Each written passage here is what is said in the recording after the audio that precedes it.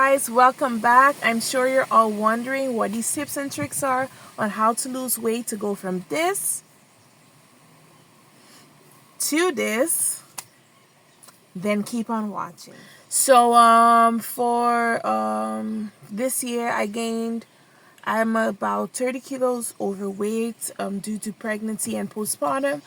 And so I'm now trying to lose 30 kilos. So I only really started at 6 months postpartum roughly, just because of some complications I had postpartum from my C-section. So I think that's also important to know that I am C-section mama twice over. And that I also do things that are C-section friendly. So I started a gym and that went really well. I have some footage of that. That went really well, but I had to stop that for a bit and just started walking. And so I've been walking. I was watching videos on how to heal your diabetes. I'll put a word on the screen. But you know that bulging that you can have after giving birth, especially in C-section mamas, but any mama can have it. And so, but honestly, I did it twice. And I just, mentally, I wasn't there yet with my discipline. So I said, you know what? I'm going to start back with that. But for now, let me just at least do what is easier for me. That's honestly going to be my first tip on how to lose weight. Don't try to do everything that others are capable of. You're not incapable of doing it.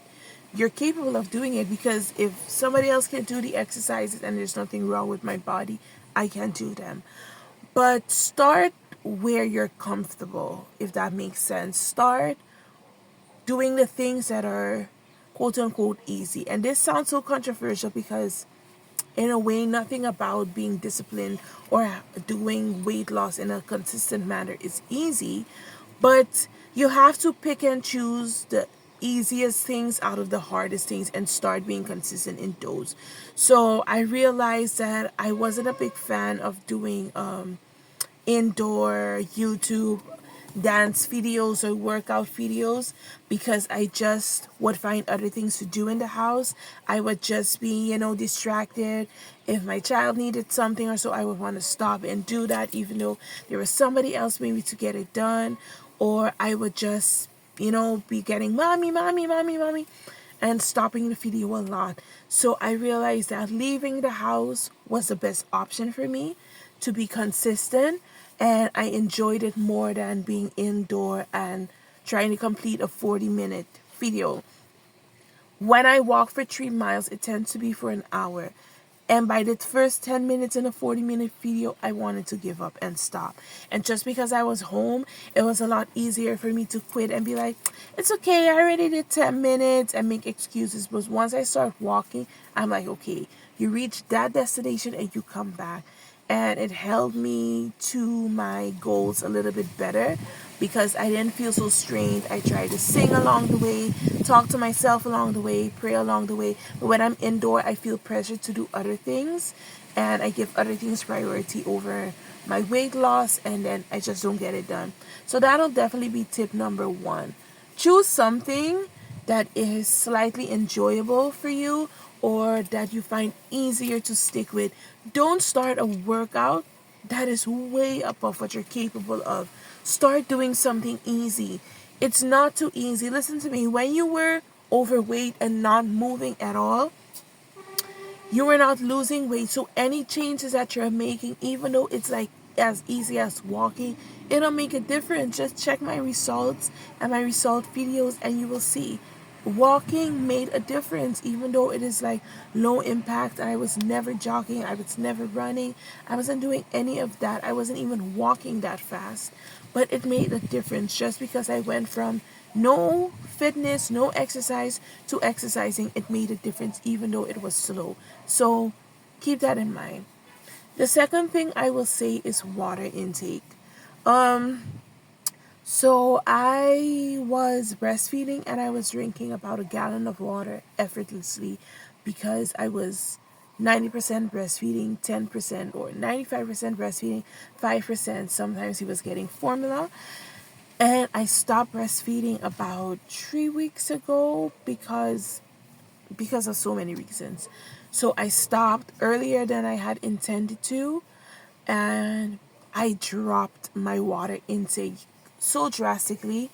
I'm just not thirsty. I just don't think about drinking water, and I can see a significant change in how I was losing weight when I was drinking water like that, and when now I am forcing myself to finish a liter a day when I was drinking 3 to 4 liters effortlessly. Now I'm just retaining a lot more water. I can clearly feel that I am a little bit more bloated. I am heavier again, and I know that it has a lot to do with my water intake. The third thing I would say is green tea. Be consistent with green tea or any weight loss tea, whether it is ginger tea, healthy bush tea. It's just obviously without sugar, guys. We're not making tea with sugar, okay? We just tea. Just tea. Like green tea. Green tea is really helpful for me. Mint tea, ginger tea, not with any sugar. Being consistent and getting the biggest cup you can find and trying to get at least 3 cups of that in during the day made a huge difference, because again, now that I stopped breastfeeding and I'm just taking in a lot less fluids, also the tea, I'm seeing how much slower I am making progress. And I know it's not because I plateaued yet with my weight. It's just that I'm not doing things as consistently and on the same level that I was before. The fourth thing I would say is sugar. Stay away from sugar. So for about 2 months or so, I was cutting out sugar completely. Pancakes, desserts, juice, soda, things like that. I would still eat bread and rice. I know those are high in sugar because the carbohydrates, in your body, it becomes sugar, something like that. But I was still eating those kinds, but not things that I would crave a lot, like pancakes or desserts. I had completely cut them out. Since my birthday, the beginning of November, until now, today's Thanksgiving, it's the 27th or the 28th of November, I have been packing on the sugar because there were some events, and just because I had some cake on my birthday, I just spiraled. I spiraled straight back into using sugar, and I've seen a little bit weight gain, and I've seen that I'm losing the weight slower than I was before. And so I know that sugar is a big, big, big factor in either gaining weight or losing the weight if you're abstaining from it. So how I started using back the sugar, I could see that although I am walking so consistently, I am not really losing the weight quickly. And I know it has a lot to do with what I am eating and drinking, because I started drinking juice. I even had a couple of bottles of soda in the past week. That is not something I was doing at all. And I can definitely tell in my body that I'm a lot heavier, a lot more bloated. Yeah, I can really see that happening. Another thing I would say is you have to be honest about what your triggers are. You have to spend some time thinking about it in case you really do not know. But you have to figure out what some of your food triggers are. Now, you can also have other triggers that cause you to spiral. But right now, let's talk about the food triggers. So I think I've mentioned it before, but 2 things that would always make me spiral into eating more sugar are like chocolate chip muffins and pancakes and cake in a way. These things would just make me spiral.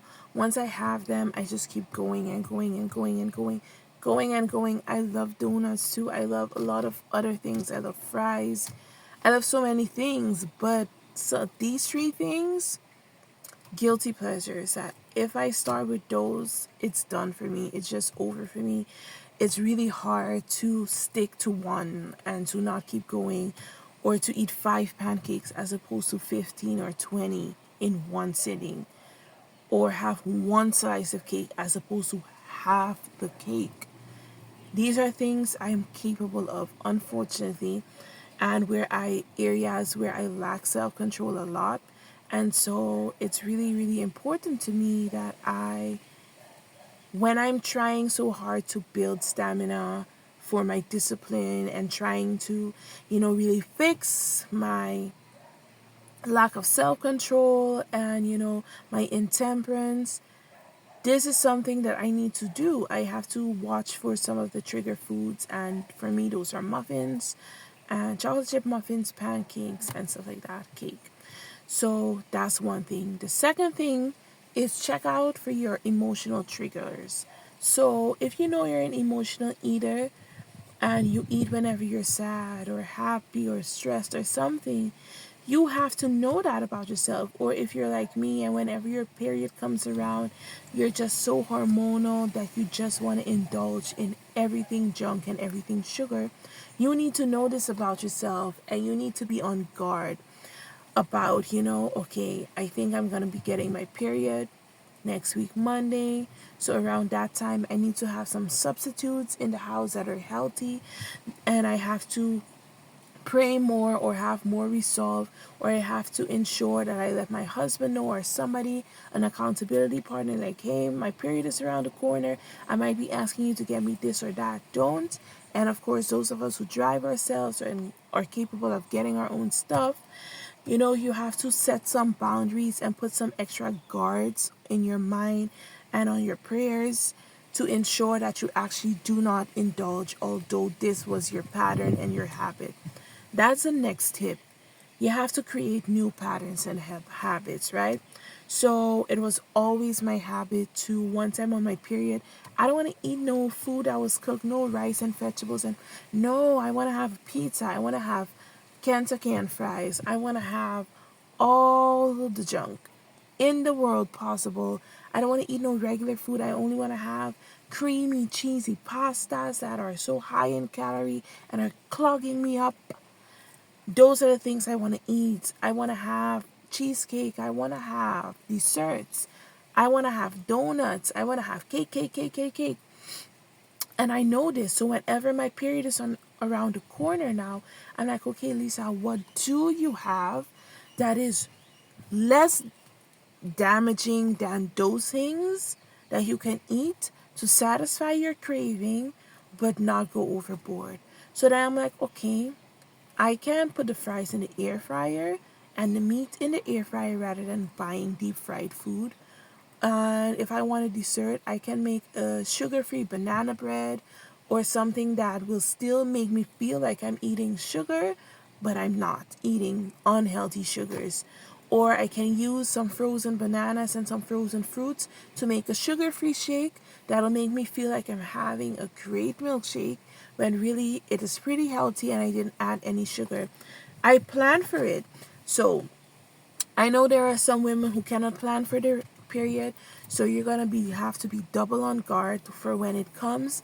But I plan for it, and I'm like, okay, I think it's gonna come, so I need to have some salty snacks that are less damaging, like peanuts and like popcorn and stuff, rather than eating two bags, one of Lay's chips, sour cream and onion, and the other one of Cheetos Puffs. Girl, no, that's not the same as having a little bowl of popcorn or a little bowl of peanuts or some other mixed nuts. That's a better option. So I try to plan for it. If I am dying for something sweet, like I said, I'll do something like a milkshake without sugar and things like that, like smoothies with very sweet fruit that still kind of balance out the craving without me having to go overboard. So you have to know yourself and you have to create healthier substitutes and create healthier traditions and patterns in the times when you know that you're going to be overly hormonal, stressed, or are more prone to overindulging. So the holidays are coming up and I already had to put some boundaries in place to ensure that I don't kill all the progress that I'll be making in December. So we'll talk about that in another video, how to approach the holidays as somebody who is trying to lose weight and try to be fit. So we'll keep that in another video. So today is Thanksgiving, so something you can take with you is, some of the tips I just gave. You don't have to eat everything that is available. That's the next tip. You don't have to eat everything that's available. You don't have to get everything that is, put on the plate. You don't have to get everything that is brought to the dinner. You don't. And even when you want to have a little bit of everything, have a little bit of everything. Portion control. Tell yourself, okay, this is the amount of food that is enough or healthy for me to eat.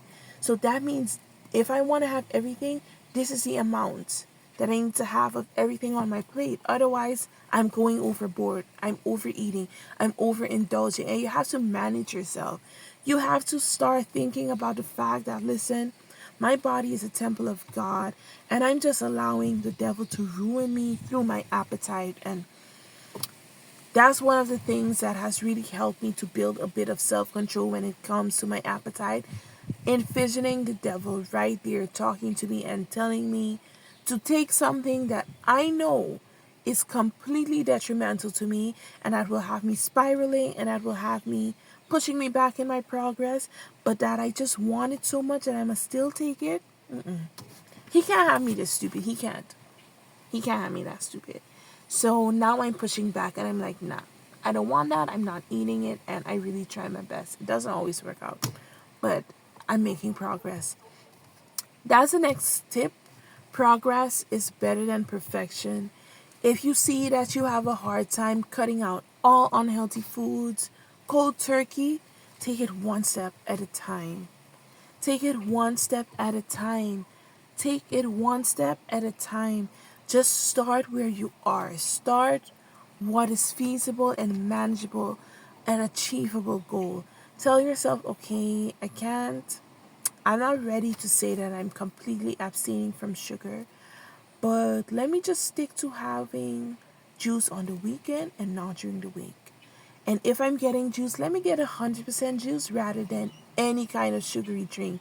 Let me abstain from alcohol, and let me abstain from sodas, and let me abstain from the things that are highest in calorie and in sugar, and let me just make fruit juice or get fruit juices that are 100%. Okay? So another thing is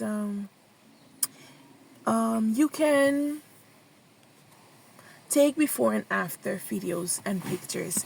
This will greatly motivate you, because when you're looking at your body and you're not where you want to be yet, you're going to start thinking that nothing is happening. If I had not taken the before and after videos, I would not have thought anything had changed, but it had. And when I saw the change, it motivated me that even though I hadn't gotten where I want to go and I wasn't doing everything perfect, it was still making a difference. I had to switch locations quickly because my sister was going with the car. But last but certainly not least is intermittent fasting. Having set times to eat or stopping. So I, for example, was stopping at 6:30 p.m. every day. And this was a significant help in my weight loss. And I can tell you that since I started eating at any time again and just eating at night and forgetting my 6:30 curfew and then just eating at 8 and 9, I also feel it when I'm asleep, that I'm not digesting the food properly and that I'm just not doing great. When I was stopping at 6:30, I was feeling a lot better at night. I was so much less bloated. I was so much less gassy. So many issues were gone. I was just looking slimmer in my waist. When I would wake up in the morning, I just looked a lot better. I was less hungry in the mornings just because I had stopped eating on time. Because if you haven't noticed, when you eat really late, you wake up really hungry. Okay? And this had helped me to not have to start eating 6 a.m. So all of this made my eating window shorter, and that really helped to give my body time to digest all the food that I eat. So I hope these tips are helpful, and see you in my next video. If you haven't already, please subscribe and check out my weight loss playlist, and check out my temperance playlist, where I am talking about the book of temperance and giving recaps and biblical overviews to what God expects on how we treat our body and the foods we eat and stuff like that. It's really helpful. It's really life changing, and I hope you check it out. Bye.